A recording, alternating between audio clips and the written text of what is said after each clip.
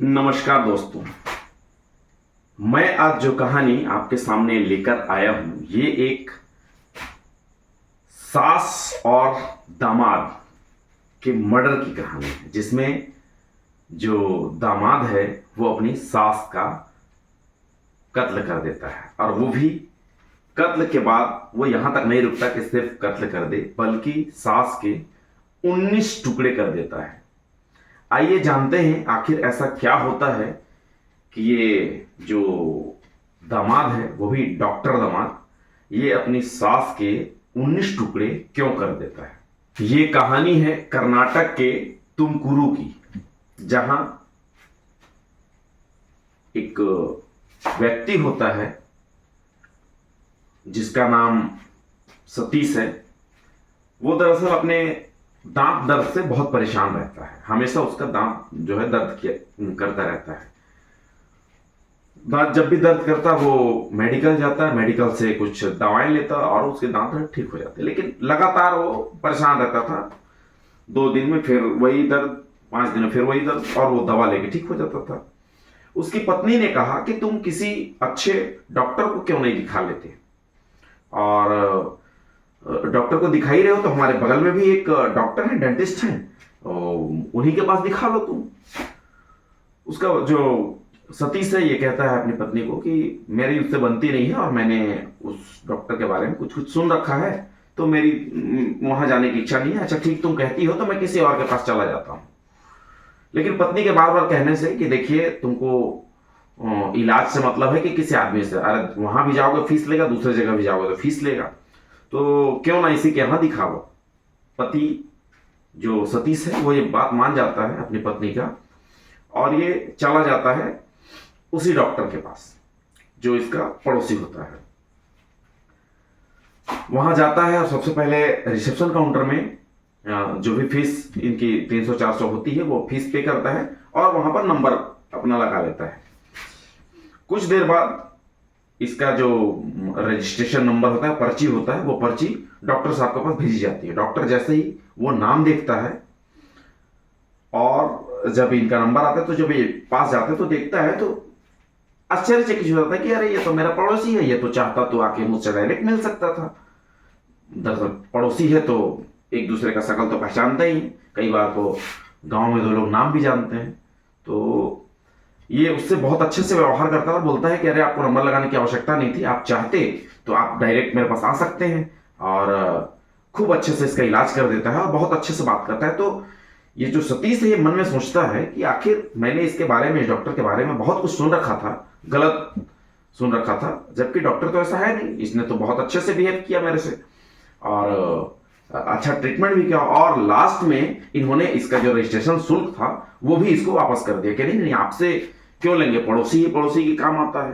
तो अब इतना बात हुआ तो सतीश के द्वारा भी इनको कहा गया कि डॉक्टर साहब अगर आपको भी किसी मदद की आवश्यकता हो तो आप मुझे जरूर बताइएगा, क्योंकि आपने मेरी मदद की है तो मेरा भी फर्ज बनता है कि मैं भी आपकी मदद करूं। डॉक्टर हंसी मजाक के वे में कहते हैं कि काम तो जरूर लूंगा आपसे, और मुझे आपसे मदद की आवश्यकता है।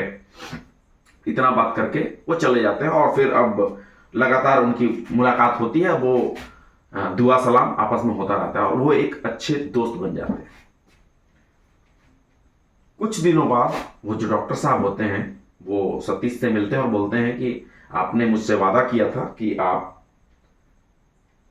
मेरा मदद करेंगे, तो इसी मदद को ध्यान में रखते हुए मैं आपके पास आया हूं और मुझे आपके मदद की आवश्यकता है। सतीश बोलता है कि अरे आपके लिए तो जान हाजिर है, आप बोलिए क्या करना है। वो बताता है कि मुझे एक मर्डर कराना है। ये सुनते ही सतीश तो थोड़ा सा घबरा जाता है, पर अच्छी खासी दोस्ती हो जा रहती है उन दोनों में, तो इस कारण से वो मना नहीं कर पाता है। और सिर्फ दोस्ती के कारण मर्डर नहीं, मर्डर के लिए ये जो डॉक्टर साहब हैं इनके द्वारा पैसा भी ऑफर किया जाता है कि आप जो है, मैं कुछ पैसा आपको दूंगा, आप पैसा भी ले लीजिए या फिर किसी की मदद ले लीजिए जो मर्डर में आपका साथ दे दे। क्योंकि डॉक्टर साहब पिछले 6 मंथ से परेशान थे, जिसको मारना चाहते थे उसके लिए प्लान बनाते थे, और इनको एक आदमी मिल जाता है। सतीश भी मान जाता है क्योंकि उसके साथ एक उसका फ्रेंड होता है, साथी होता है, जिसका नाम किरण होता है। आपस में बात करते हैं और 4 लाख में डील डन होती है कि 4 लाख आपको मिलेगा, आप ऐसा ऐसा करना है करके। दरअसल ये जो पूरी घटना है, अब मैं शुरू से बताता हूँ ये घटना आखिर शुरू कैसे होती है और कैसे खुलासा होता है बाद में कि आखिर किन्होंने क्यों मारा। दरअसल एक तुमकुरू गांव, जिसका मैं आपसे पहले जिक्र किया था, वहां पर एक कुत्ता जो है एक कटी हुई हाथ लेकर वो दौड़ रहा होता है पूरे उस गांव में, और जहां भी जाता लोग देखने लगते और लोगों को इतना बड़ा था वो हाथ कि लोग देखकर पहचान जाते थे कि ये कटी हुई लाश है और वो भी इंसान की लाश है। और ऐसे करते करते वो कुत्ता जो है जहां भी जाता लोग उसको चिल्लाने लगते कि यार किसका हाथ लेके चल रहा है, ऐसा करके। और किसी ने 112 डायल कर दिया। 112 जानते हैं आप, पुलिस का नंबर है। पुलिस को जैसी बात पता चलती है कि एक कुत्ता जो है वो हाथ लेकर इधर उधर भटक रहा है, और तब तक उनके पुलिस के आने से पहले तक वो कुत्ता जो है डर के मारे, लोगों का जो भीड़ था उसको देखकर वो कुत्ता हाथ छोड़कर वो चला जाता है। पुलिस जब मौका वारदात पर पहुंचती है, वहां पर और भी लोगों से कुछ बातचीत करती है, जिससे पता चलता है कि ये कुत्ता जो है कभी से एक हाथ लेकर दौड़ रहा होता है। उस हाथ को देखते हुए पुलिस देखती है कि उस हाथ में एक अंगूठी पहनी हुई होती है उस हाथ ने, और उस हाथ पे चूड़ी दिखाई देती है। इससे पुलिस को यह तो मालूम हो जाता है कि ये जो कटी हुई हाथ है ये हो न हो किसी महिला की हाथ है, और उस हाथ को फॉरेंसिक टीम को दे दिया जाता है ताकि ये इस महिला की उम्र पता की जा सके, और आसपास जितने भी थाने हैं उन्हें ऐसा मैसेज दे दिया जाता है कि आसपास कोई भी अगर मिसिंग रिपोर्ट है तो आप कृपया बताएं। फॉरेंसिक रिपोर्ट वाले बताते हैं कि इस महिला का उम्र जो है लगभग 40 से 45 के बीच की महिला है ये, और ये जो है आज से 6-7 दिन पहले इसका मर्डर हुआ होगा, ऐसा फॉरेंसिक टीम के द्वारा पता चलता है। पुलिस जो है इतनी सारी जब बातें पता चलती हैं तो इन्होंने अपने उच्च अधिकारियों को बताया कि ऐसा ऐसा बात है करके। इनके उच्च अधिकारी जो एसपी वगैरह होते हैं वहां की एक टीम गठित करती है कि इस कटी हुई हाथ के बारे में पूरी जानकारी चाहिए, क्योंकि अगर एक हाथ है तो जरूर दूसरी हाथ भी होगी, पैर भी होंगे और इसके धड़ भी होंगे और सर भी होगा। तो एक टीम गठित की जाती है जो कि खोज के और ये पता लगाएंगे कि आखिर ये जो कटी हुई हाथ है ये किस महिला की है।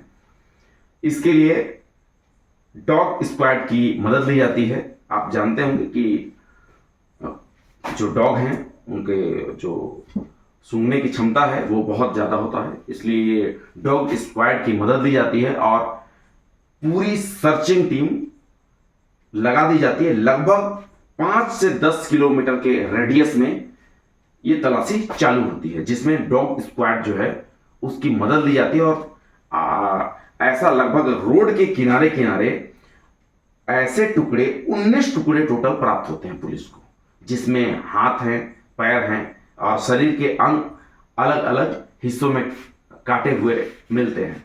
पुलिस इन सबको इकट्ठा करती है और उस लाश को जोड़ती है, और तभी दूसरे थानों से खबर भी आ जाती है तब तक कि हाँ एक मिसिंग महिला है, जिसको 4 तारीख को रिपोर्ट की गई है कि हाँ एक महिला मिसिंग है।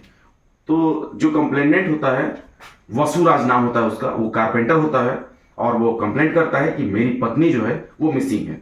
उसको बुलाया जाता है और शिनाख्त कराई जाती है लाश को कि आप देख लीजिए यही तरह, क्योंकि एक्चुअली सर भी जो है वो मिल जाता है, धड़ के साथ सर भी मिल जाता है। तो देखता है और हाथ सर बहुत प्लास्टिक में बंद था बहुत दिनों से, तो फूल जाता है। तो चेहरे से तो नहीं, लेकिन हाँ उनके शरीर के बाकी अंगों को देखकर, हाथ पे एक निशान होता है उसको देखकर वो बताता है कि हाँ ये मेरी पत्नी है, जिसका नाम लक्ष्मी देवम्मा होता है।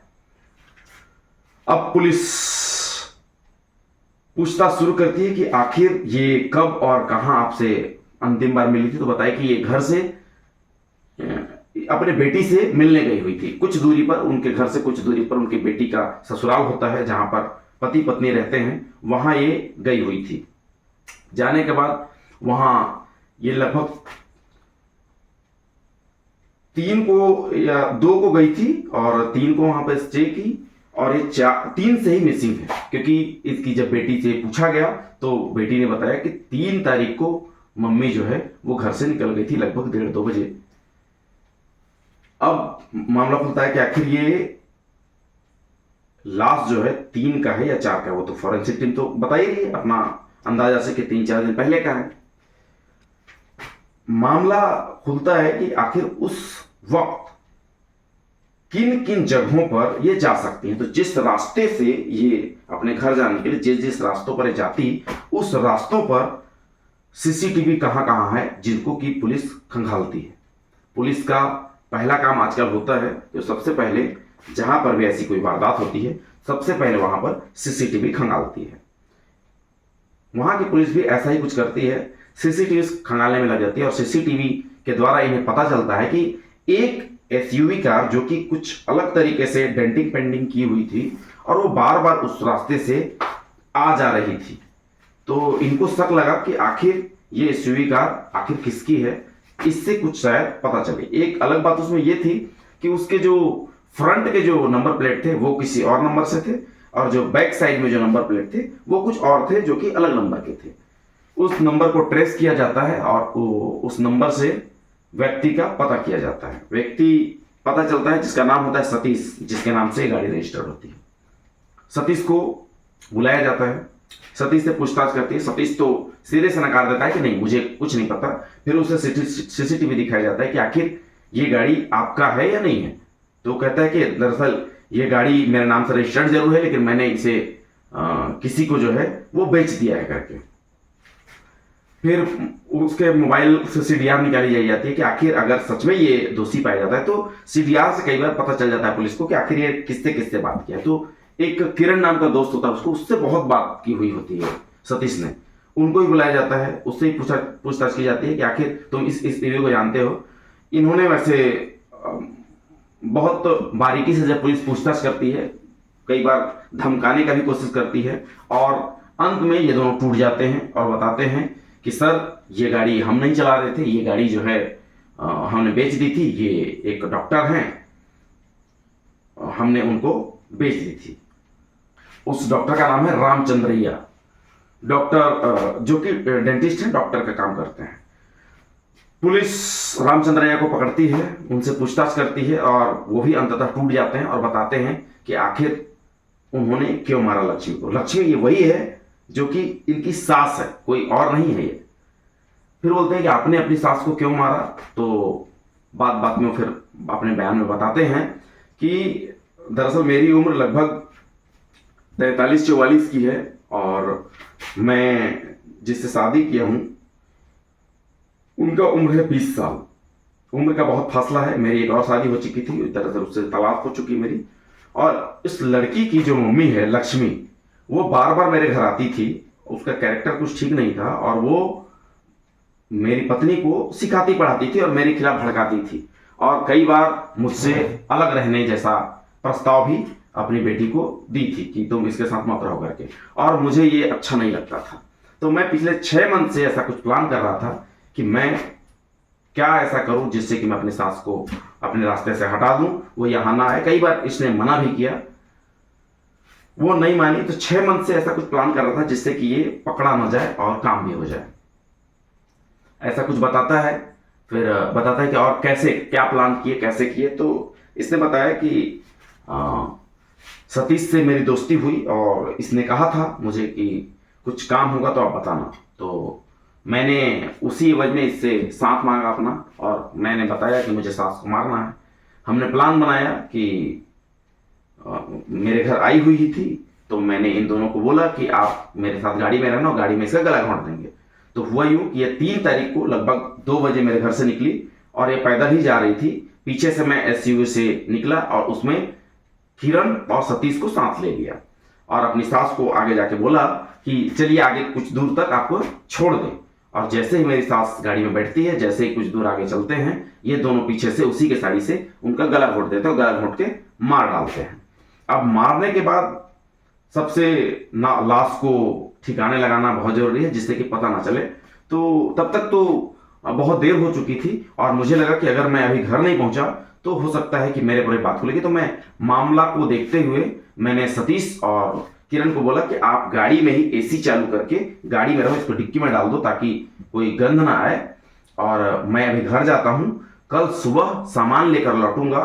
दरअसल ये प्लान करते हैं कि उसको ठिकाने लगाना तो छोटे छोटे टुकड़ों में काट देते हैं जिससे कि किसी को खबर नहीं लगेगा। ये अपने घर चला जाता है ताकि किसी को पता ना चले, आराम से सोता है टीवी के साथ। और प्लास्टिक और काटने का सामान, दरअसल ये एक डॉक्टर था तो इसके पास चाकू वगैरह थे ही, एक साधन ले आता है जिससे कि उस लाश को काट सके। सुबह लगभग 5 बजे, ये 4 तारीख की सुबह को पूरी लाश को काट के, और ये लगभग जिस रास्ते से जाना होता है उसी रास्ते से जाते हैं और कभी लेफ्ट कभी लेफ्ट कभी राइट, कभी लेफ्ट कभी राइट करके ये फेंकते जाते हैं उस लाश को पन्नी में बांध के। और ये कुछ कम दूरी की बात नहीं, लगभग 10 किलोमीटर तक ये फेंकते रहते हैं, कभी यहाँ फिर कुछ थोड़ी देर में जब देखते हैं कि कोई गाड़ियां ना आ रही हो तो ये फेंकते जाते हैं, जिससे इनको लगा कि अगर अलग अलग जगह पे रहेंगे तो कुत्ते या कोई जानवर जो है खा जाएगा, जबकि ये रोड के थोड़े ही किनारे होते हैं। अब ये तीनों पुलिस की हिरासत में हैं और पुलिस इससे अभी और पूछताछ कर रही है। जो सतीश, किरण और रामचंद्रैया हैं, ये तीनों अभी हिरासत में हैं। तीनों ने अपना जुर्म जो है कबूल कर लिया है। दोस्तों, जुर्म करने वाले को हमेशा लगता है कि वो बच जाएगा, बस यही सोच के वो जुर्म कर देता है कि उसे कोई पकड़ नहीं पाएगा। लेकिन आपको मैं फिर बताना चाहूंगा कि जुर्म आप कैसा भी करें, जुर्म एक न एक दिन, आप कितना भी छिपाना चाहें, एक न एक दिन बाहर जरूर आता है। तो कोई भी जुर्म करने से पहले अपने फ्यूचर के बारे में जरूर सोच ले और ऐसा कृत्य करने से पहले इसके अंजाम के बारे में जरूर सोच ले। तो दोस्तों, ये थी एक कहानी जो कि सच्ची घटना पर आधारित है। आपको यह कहानी कैसी लगी, कमेंट्स में अपनी राय जरूर बताइएगा। बहुत बहुत धन्यवाद।